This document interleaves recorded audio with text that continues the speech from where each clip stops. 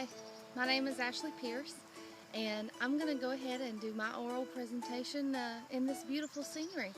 Um, couldn't help but want to use our nature trail here at Northeast State where I work. So come on, and we'll explore this trail, and I'll talk to you.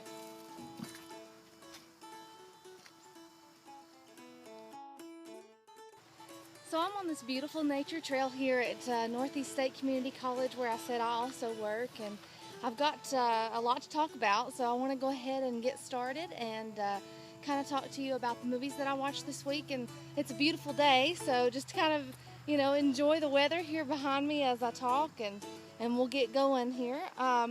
First, let me talk to you about the movies that I chose to watch. This week I chose The River with Mel Gibson and Sissy Spacek. And also I chose the miniseries. It's actually a TV miniseries called Hatfields and McCoys. And the reason why I chose to watch those movies, mainly The River in particular, was because a friend of mine actually said that it was filmed near where I live or where I grew up. It was filmed in Carter's Valley near the Virginia line, and a lot of the scenes were done on the Holston River, which is a place that I've gone to for many years. It's a place that I've gone to and fished. It's a place that I've gone to and, spent time with family and doing picnics and this, that, and the other. And also there were some scenes that were filmed in Gate City, and downtown Gate City is a place that I know very well. Like I said, it's in the town that I grew up, so it's kind of close to my heart. Also, I decided to watch the Hatfields and McCoys, and I've watched this TV series once before whenever it first came out, and my husband and I really enjoyed it. But I decided to go back and rewatch it as part of this assignment because I just remember that it was just a real good interpretation of what a hillbilly, I guess, is considered to be. And, it kind of portrays that monstrous side of what people think that a hillbilly is. And so I went back and watched both of those, just kind of based upon personal experiences. So the primary hillbilly figure that was found in The River, I think would be Mel Gibson's character. And his character was a farmer. He was a farmer that owned land that was probably 5 or 6 acres, maybe to 10 acres at one point. In the very beginning of the movie, we see that this land that he has grown for many years and that his family has lived on for many years was destroyed by this massive river that comes up and just floods the whole valley. We see that he has to overcome that situation of having his farmland taken over by the waters that have risen because of something that he can't control. And so he kind of becomes the modern day hillbilly. I say modern day. This movie was shot in 1984, and it was also set in that time. And so I kind of feel like that the classic hillbilly figure wasn't there in the movie, but definitely what we see now is like the modern hillbilly of Appalachia was there, as he was a farmer. He, cultivated the land. Like I said, he was the figure of a hillbilly in that he was considered poor. He was a farmer. He was trying to take care of his family. He was uneducated. It was hard for him to find a job. And so I believe that he would be considered the modern day version of a hillbilly, or what people even view Appalachia as a hillbilly figure today. The hillbilly figure in Hatfields and McCoys is a little bit more easy to define. I believe they all were considered hillbillies. Both the Hatfields and the McCoys had a hard time breaking away from that life cycle, breaking away from the view of being a hillbilly. And I think that in today's society, we view the hillbilly as someone that is uneducated, that is backwoods, mountain man. We have all these, like especially in Pigeon Forge, we have these shops. We have one that's called the Hillbilly Store. And at the Hillbilly Store, it sells things like hillbilly toilet paper, which is a corn cob, or, hillbilly doorbell, and it's a mouse trap, So things like that, and you always see at these hillbilly stores or at these places that sell hillbilly things a reference to the Hatfields and McCoys. And so I would say that the Hatfields and McCoys are the picture of hillbilly, especially for this region. I used to live in Pikeville, Kentucky for about 6 or 7 months, and the Hatfields and McCoys things were everywhere. I mean, that's the legacy of Pikeville. And I think that they have had a big impact, not necessarily a positive one, but a big impact on the history and the stereotype of the hillbilly in this region. So let's take a walk up here a little bit further on the trail, and I'll tell you a little bit more.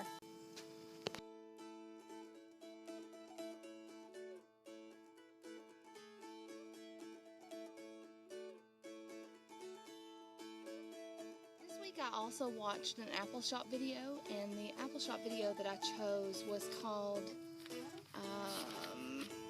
Before It's Too Late.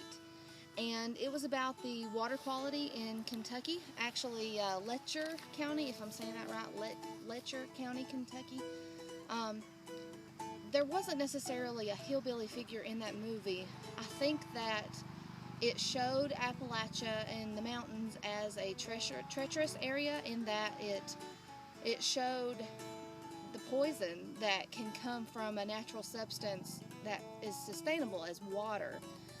You know, people don't think of water as something that can poison or harm their body, but unfortunately when it gets polluted by nature's chemicals such as sulfur or arsenic, you know, stuff that comes from the ground, unfortunately that's just what happens.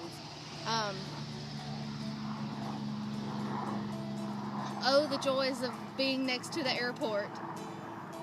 You can hear the helicopter going over top, and I hope that you can still hear me because I'm going to keep going. And you know, there was a line that was said in the Appalshop video, and it says, "We don't have a lot in common, but we do all breathe and drink water." And I thought that that was just such a profound comment, in that, you know, in Appalachia, or as considered as hillbillies, we may not have a lot in common, but I mean, with the rest of the world, we may not have a lot in common with the rest of the world or what they view in us, but we all share the same air. We all breathe air, and we also drink water, and that's something, like I said, that you don't think that can be poisonous for your body, but unfortunately it can. And I think that this video was a good documentary in the way that it expressed the need for this in the area, and how unfortunate it was for something that was supposed to sustain your body was hurting people. So next question, I think we were going to talk about the overall picture of Appalachia and what we found most compelling. I think that the river, I go back to the river because it's more modern in the time, and I think that the view of Appalachia is something that hasn't really changed over time. People still view this region as poor and uneducated. I know this, especially on the uneducated portion, because I do work at a community college. Students come in and they think that because their family didn't go to college that they're not going to be able to either. And we work, you know, with first-generation students and trying to show them that just because we have a history of being uneducated doesn't mean that you can't get that way.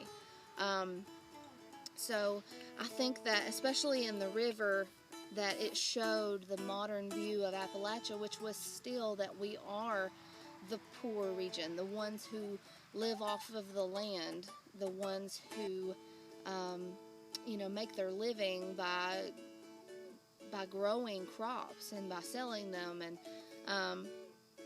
I think that also the view of Appalachia not necessarily has grown because of the way that people still look at us like we're a bunch of hillbillies.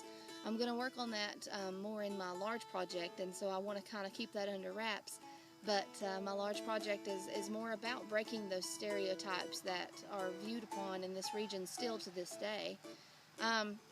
As far as in the Hatfields and McCoys, like I said, I think it shows the region and the mountains as being this treacherous and embarrassing almost history of Appalachia.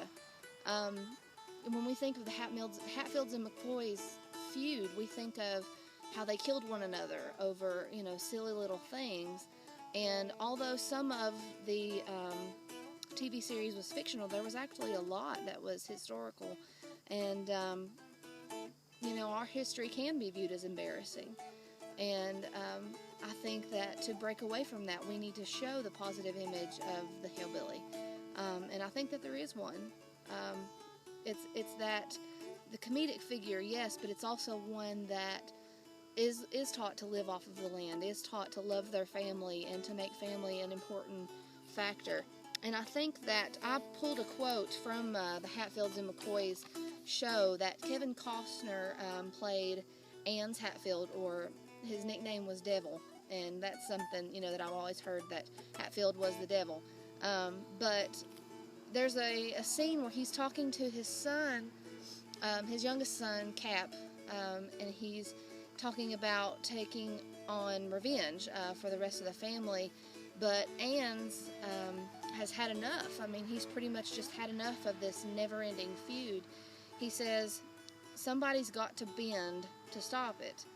And just as Cap thinks that his father has gone crazy, that he's given up this feud, he says, Cap, you're going to have children one day, and your children, they may not know what's going on with this feud, but they're not going to care about our old grudges.